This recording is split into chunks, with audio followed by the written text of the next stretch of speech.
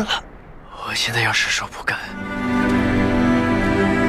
Sementara itu diperlihatkan Lang Tian yang baru saja selesai menyerang perkemahan sekte boneka demi menyelamatkan Lintan. Namun di perjalanan pulang menuju ke Menara Jimat, dia ditemui oleh Mucian di mana Lang Tian dihasut agar tidak langsung mengembalikan Lintan kepada Lindong. Dengan alasan mereka harus menyelidiki racun es yang ada di tubuh Lintan. Mucian berkata kalau racun tersebut kemungkinan berasal dari Istana Kegelapan, tempat yang juga diduga sebagai lokasi dari jimat kegelapan. Mucian berusaha meyakinkan Lang Tian kalau mereka harus mendapatkan jimat tersebut agar mereka mempunyai kesempatan lebih besar untuk mengalahkan Iblis Yi.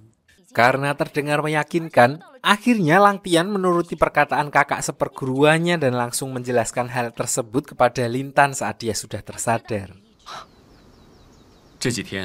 Dengan gaya bahasa yang agak menipu, Lang Tian berkata kepada Lintan seolah-olah mereka akan menggantikan Lindong untuk mengumpulkan ketujuh jimat leluhur karena Lindong mengalami cedera saat pertandingan menara. Lintan yang masih polos dan gak tahu apa-apa pun akhirnya setuju karena dia sangat menyayangi Lindong dan ingin meringankan beban kakaknya, walaupun resiko yang akan dihadapi nantinya cukup besar.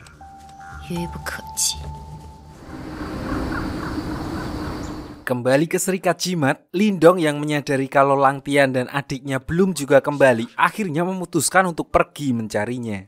Singkat cerita, setelah mencari sampai malam, Wan Wan dan Xiao Yan di sini sempat mengungkapkan kecurigaan mereka kepada Lang Tian, karena walaupun dia terkena mantra pengikat, dia terlihat baik-baik saja yang menegaskan kalau ada seseorang yang membantunya. Namun Lindong yang masih berusaha untuk berpikir positif tetap membela Lang Tian dan bersikeras untuk menunggunya kembali, dan di sini Lindong tidak sengaja berkata kepada Wan Wan untuk tidak mencampuri urusan keluarganya lagi, yang ternyata hal itu membuat Wan Wan tersinggung. Akhirnya keesokan harinya, Wan Wan memutuskan untuk ikut ayahnya pulang ke Sekte Dao karena dia agak kecewa dengan sikap Lindong yang seolah tidak menghargai keberadaannya. Tidak berselang lama setelah rombongan Sekte Dao pulang, Serikat Jimat didatangi oleh boneka yang membawa pesan dari Teng Lei, di mana pesan tersebut berisi penawaran barter antara Lintan dengan batu leluhur yang berhasil diambil Lindong sebelumnya. Setelah menimbang-nimbang, Master Yan akhirnya mengizinkan Lindong untuk melakukan pertukaran tersebut dan meminta murid-muridnya untuk jaga-jaga jika terjadi sesuatu.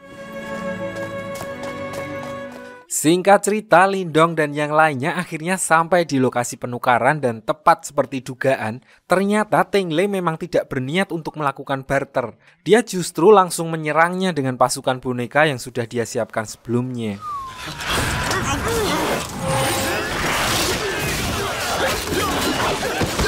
Beruntung Qingsu diam-diam muncul di belakang Teng Lei dan langsung memaksanya untuk menyerah. Di sini mereka akhirnya sadar kalau apa yang dilakukan Teng Lei ternyata hanya sebuah jebakan agar mereka semua meninggalkan Menara Jimat. So mereka langsung cepat-cepat kembali ke markas untuk memastikan keadaan. Namun begitu sampai di sana, asistennya menemukan Master Yan yang sudah tergeletak di lantai, di mana ternyata saat mereka semua pergi, diam-diam Mucian datang ke tempat itu dengan menyamar sebagai asisten Master Yan dan menyerangnya untuk merebut peta spiritual lokasi jimat leluhur lain dari tangannya.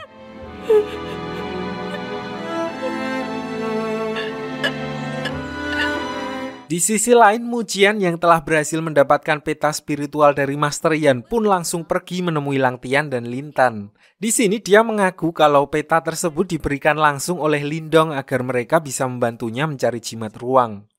Walaupun awalnya sempat curiga karena tahu sifat Lindong yang tidak mudah percaya begitu saja kepada orang lain, namun Lang Tian akhirnya tetap menerima peta tersebut dan di sini dia masih berpikiran positif karena bagaimanapun juga Mucian adalah seniornya di Sekte Gerbang Yuan.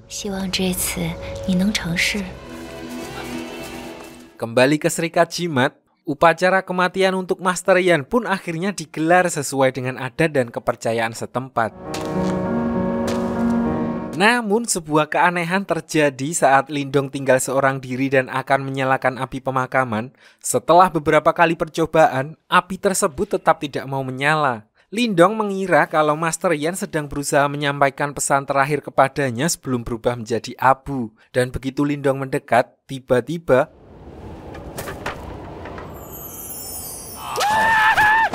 di sini Master Yan menjelaskan bahwa sebelumnya dia sudah punya firasat kalau orang yang mendatanginya bukanlah asistennya yang asli. Jadi sebelum diserang, dia sudah persiapan beli item immortal dulu supaya nantinya bisa hidup kembali. Setelah penjelasan yang cukup singkat dan membingungkan itu, Master Yan lalu meminta batu leluhur yang ada pada Lindong.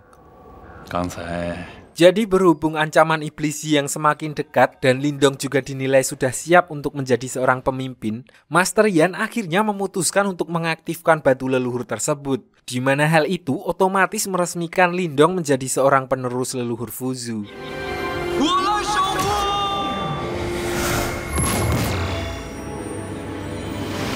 Setelah peresmian tersebut, Master Yan lalu memberikan peta spiritual jimat ruang kepada Lindong. Dia menjelaskan kalau sebelum diserang, dia sudah lebih dulu menyimpan peta yang asli dan berhasil mengecoh si pencuri untuk mengambil peta palsu buatannya. So sekarang tugas Lindong adalah mencari orang yang bisa menerjemahkan peta spiritual tersebut. Master Yan menjelaskan kalau orang yang dimaksud adalah salah satu anggota Serikat Jimat yang menyamar sebagai anggota sekte pengendali boneka, di mana clue-nya adalah orang itu membawa sebuah segel yang menjadi penanda identitas Serikat Jimat. Lindong harus mencari orang itu sendiri karena Master Yan pun juga tidak tahu identitas asli orang tersebut. Beralih ke sekte Dao, diperlihatkan Wan Wan yang masih belum bisa melupakan Lindong dan oleh karena itu ayahnya kini memasang segel pembatas untuk mencegahnya kabur lagi ke Serikat Jimat.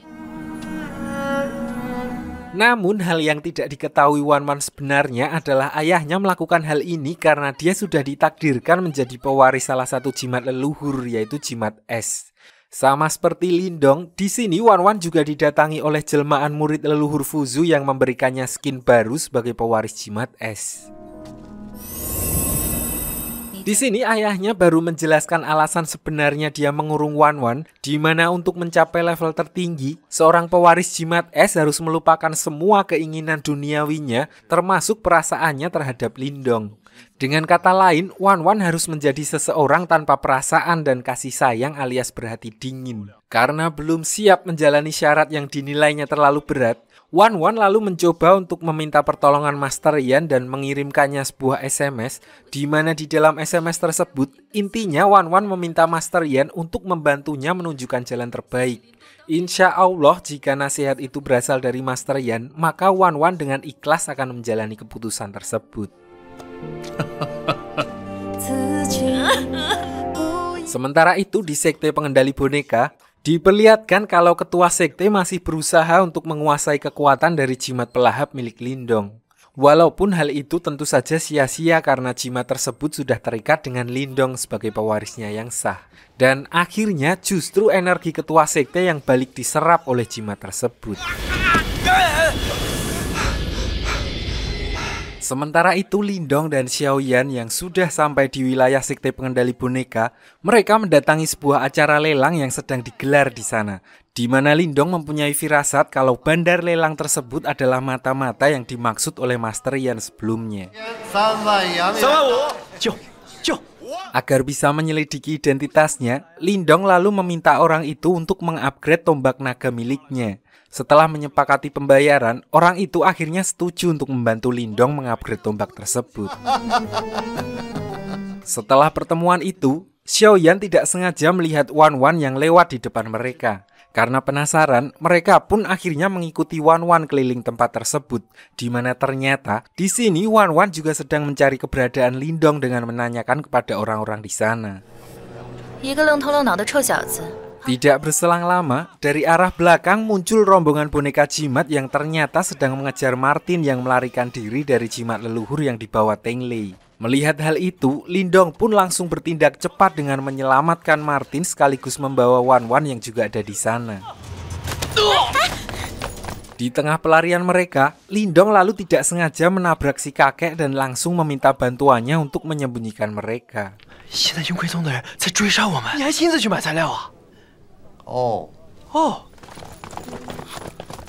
Di kesempatan itu, Lindong juga langsung to the point dengan menanyakan identitas asli dari kakek tersebut.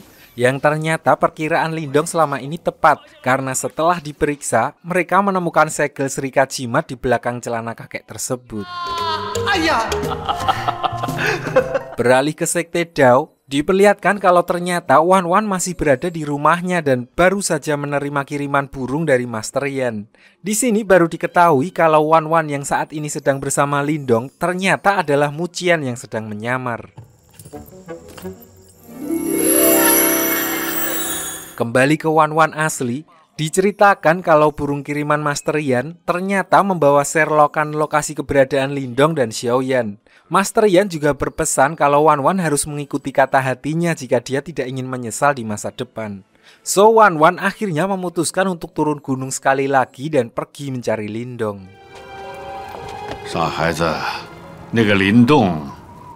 Beralih ke Lindong, di sini dia bersama dengan si kakek akhirnya mulai mengupgrade tombak naga milik Lindong dan sambil menunggu tombaknya matang, si kakek pun mencoba untuk memecahkan peta spiritual yang dibawa Lindong.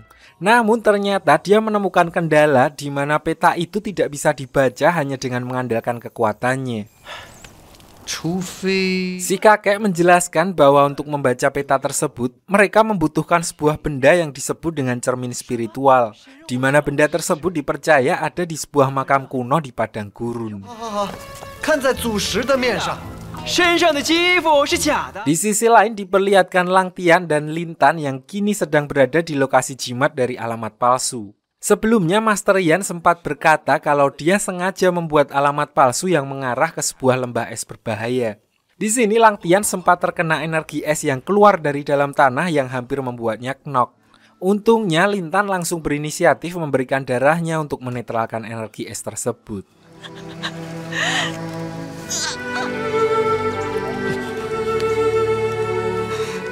Tidak berselang lama, Qingsu pun sampai di tempat itu setelah sebelumnya diberitahu oleh Master Yan tentang lokasi palsu yang dia buat untuk memata-matai siapa sebenarnya yang berkomplot dengan Iblis Yi.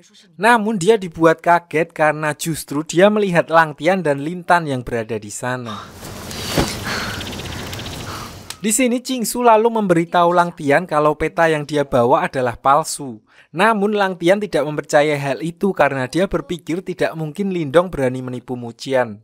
Mendengar hal itu, Qingsu pun langsung memberitahukan apa yang terjadi di mana peta tersebut sebenarnya dicuri oleh seseorang yang dicurigai sebagai Iblis Yi.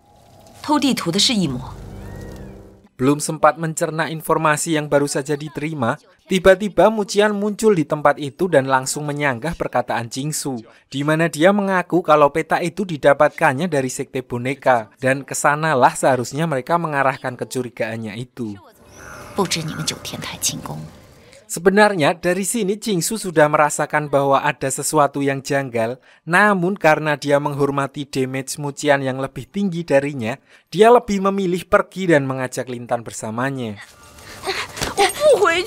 Di sisi lain, ternyata Lin Tan mempunyai keinginan sendiri di mana dia lebih memilih untuk tetap bersama dengan Lang Tian, karena dia masih percaya kalau apa yang mereka lakukan adalah untuk membantu Lindong. Sampai akhirnya Lin Tan tidak sengaja mengeluarkan racun esnya dan membuat Qingsu terpental.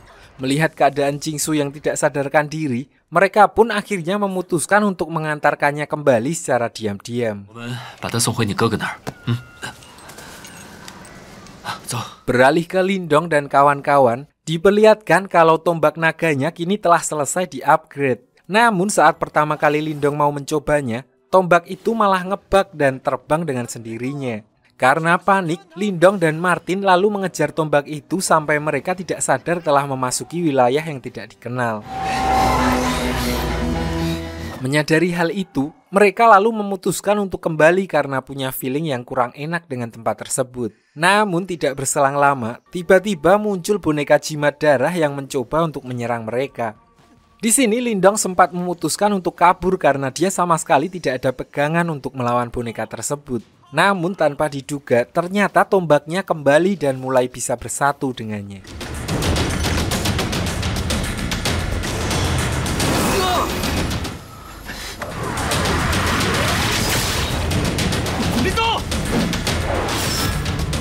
Di Di tengah pertarungan itu, Lindong tidak sengaja tersandung sebuah benda hingga membuatnya terjatuh. Berhubung tombaknya terpental entah kemana, dia pun mencoba untuk melempar benda itu ke arah boneka Tenglei. Dan ternyata dengan satu lemparan, boneka jimat itu pun langsung knock out. Sementara itu Wan Wan yang sebelumnya berangkat dari rumah sambil mengikuti burung Master Yan, mereka ternyata telah sampai di wilayah sekte boneka dan di sini dia malah bertemu dengan Tenglei dan pasukannya yang juga sedang mencari Lindong. Melihat Wan Wan sedang sendirian, Tenglei lalu berusaha menangkapnya untuk dijadikan sandera. Untungnya berkat buff dari jimat es, Wan Wan jadi tidak terlalu beban dan dengan memanfaatkan skill pedang es miliknya, dia berhasil kabur dari tempat tersebut dan akhirnya bertemu dengan Lindong. Singkat cerita, begitu mereka sampai di kota, Lindong dibuat kaget karena tiba-tiba Jingsu ada di sana dengan keadaan tidak sadarkan diri. Melihat hal itu, Lindong pun bergegas membawanya ke tempat kakek mata-mata untuk memberikan pertolongan pertama kepada Jingsu.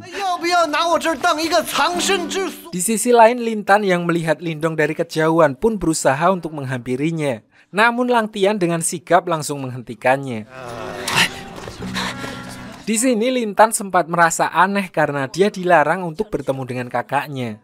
Namun Lang Tian mencoba untuk memberikannya pengertian kalau apa yang mereka lakukan adalah untuk mengalahkan iblis Yi. So lagi-lagi Lintan cuma bisa menuruti perkataan sepupunya. Sementara itu Jingsu yang akhirnya tersadar langsung dijelaskan situasi terkini oleh Lindong, di mana mereka saat ini sedang berada di markas salah satu anggota Serikat Jimat yang menyamar menjadi anggota sekte boneka. Di sini Lindong juga sempat menanyakan tentang keberadaan Lintan kepada Jingsu. Namun Jingsu lebih memilih untuk tidak memberitahukan yang sebenarnya karena dia tidak mau membuat Lindong dan Lang Tian bermusuhan kembali dan juga dia sendiri belum punya cukup bukti atas kecurigaannya kepada Lang Tian.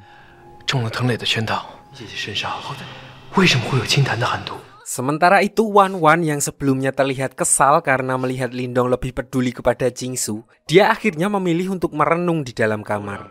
Namun tidak berselang lama, Lindong mendatangi Wan Wan ke kamarnya dan meminta maaf kepadanya.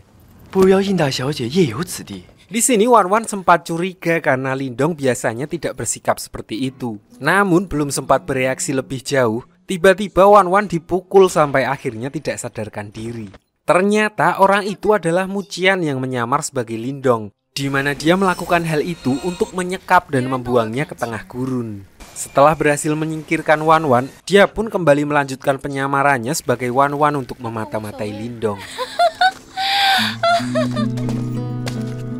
Begitu kembali ke markas, Mucian mendapat info kalau benda yang ditemukan Lindong saat melawan boneka jimat kebetulan mempunyai efek yang sama dengan cermin spiritual yang mereka butuhkan untuk membuka peta jimat. Si kakek lalu memberitahu Lindong kalau sekarang mereka butuh satu orang lagi untuk menjaga mereka saat melakukan ritual.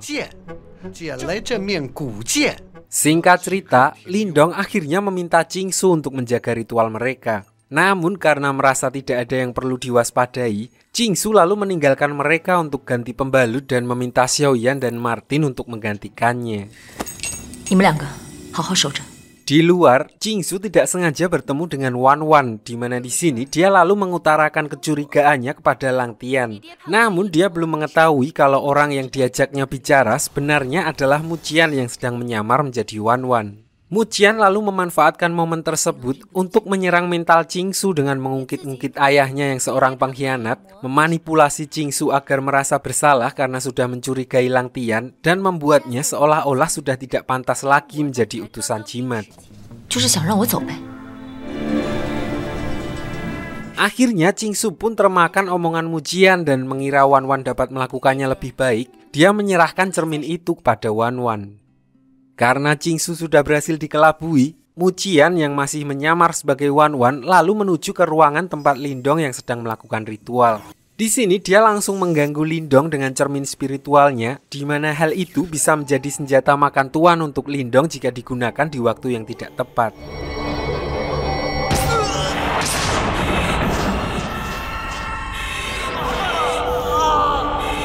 Di sisi lain, Qingsu yang sedang galau tiba-tiba teringat dengan perkataan Master Yan yang mengatakan kalau dirinya waktu itu diserang oleh iblis Yi yang bisa menyerupai orang lain. Merasa ada yang tidak beres, akhirnya Qingsu pun memutuskan untuk kembali masuk ke dalam karena khawatir kalau yang ditemui sebelumnya adalah iblis Yi. Namun usahanya sudah terlambat karena Mujian telah menyerang mereka tanpa diketahui oleh Xiaoyan dan Martin.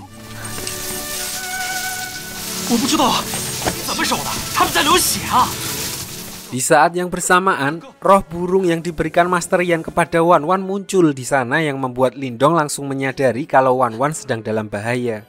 Dia lalu memutuskan untuk mengikuti burung tersebut dan meminta Xiaoyan untuk standby sambil menjaga kakek mata-mata yang sedang terluka parah akibat ulah Mujian.